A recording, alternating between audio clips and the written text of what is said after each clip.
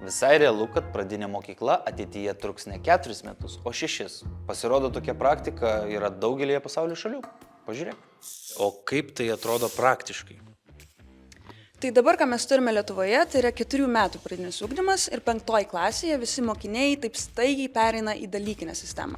Ką tai reiškia, kad pokytis yra labai didelis, po vieno vadovo ir tokio stabilaus ugdymo, staigi dalykinė sistema, nauji mokytojai, ten 10 naujų mokytojų, klasiokai gali keistis, pati mokyklos aplinka kartais net keičiasi, viskas yra ganėtinai nauja ir nepatirta dar.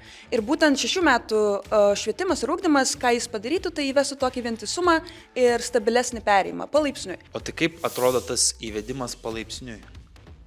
Tai mokiniai turi klasės vadovą, bet tuo pačiu jau yra įvedami dalykininkai. Tai dalyko specialistai, kurie gali dėstyti, tarkim, kūno kultūrą, geografiją 6 klasėje ir tam tikrus specifinius dalykus, bet jie vis dar turi klasės vadovą, kuris juos pažįsta klasę, pažįsta tėvus ir jiems padeda tais žingsniais tom klasėm eiti toliau jau į pilnai dalykinę sistemą. Tai atsiranda daugiau dalykininkų, bet išlieka stabilumas, išlieka klasės vadovas.